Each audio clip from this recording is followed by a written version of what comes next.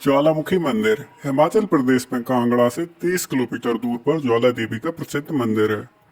ज्वाला देवी मंदिर को जोता वाली माँ और नगर कोट भी कहा जाता है। यह मंदिर माता के अन्य मंदिरों की तुलना में अनोखा है क्योंकि यहाँ पर किसी मूर्ति की पूजा नहीं होती बल्कि पृथ्वी के गर्भ से निकल रही नौ ज्वालाओं की पूजा होती है।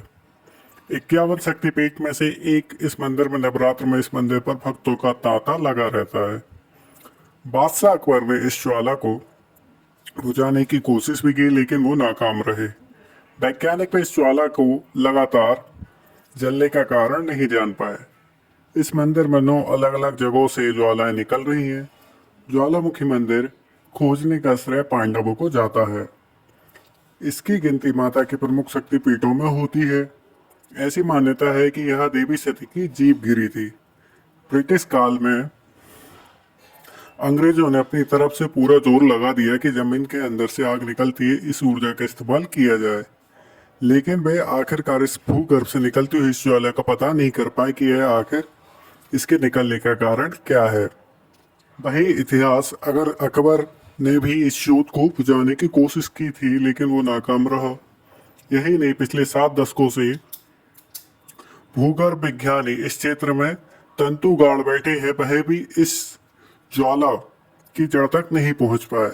ऐसा बात यह सिद्ध करती कि यहाँ ज्वाला प्राकृतिक रूप से नहीं चमत्कारिक रूप से भी निकलती है, नहीं तो आज यहाँ मंदिर की जगह मशीनें लगी होती और बिजली का उत्पादन होता है। यह मंदिर माता के अन्य मंदिरों की तुलना में अनोखा है क्योंकि यहाँ पर किसी मूर्ति की पूजा नहीं होती बल्कि पृथ्वी के गर्भ से निकल रही 9 ज्वालाओं की पूजा होती है।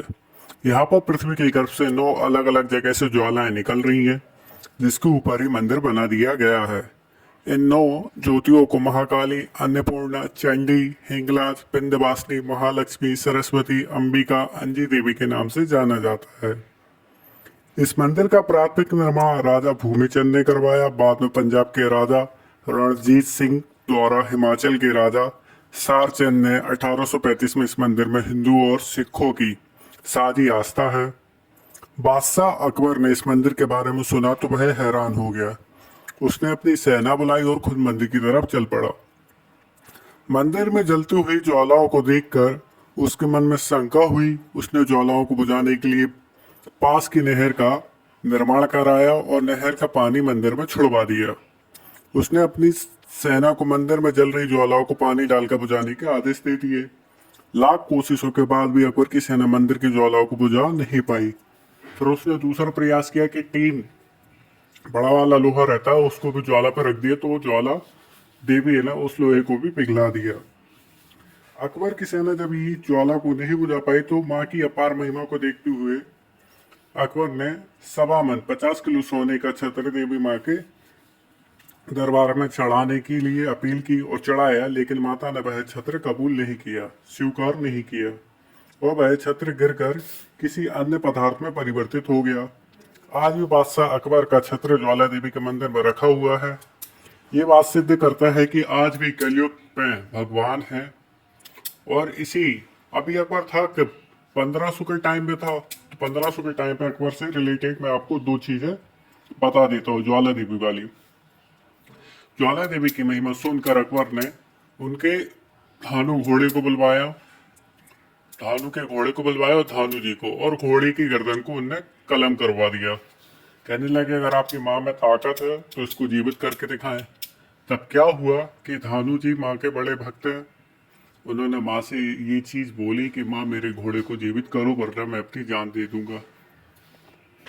तो धानु जी ने अपनी गर्दन माँ के चरणों में चढ़ा दी, जिससे क्या हुआ कि माँ ने उनकी भी गर्दन जोड़ दी और घोड़े की भी गर्दन जोड़ दी। ये सब देखकर भी अकबर चकित हो गया। ऐसे ही तुलसीदास जी के टाइम हुआ था। अकबर हिंदुओं के विपरीत ही है, ऐसा बात नहीं, वो मुस्लिम है, मुस्लिम लोग ऐसे ही होते, सीधी बात।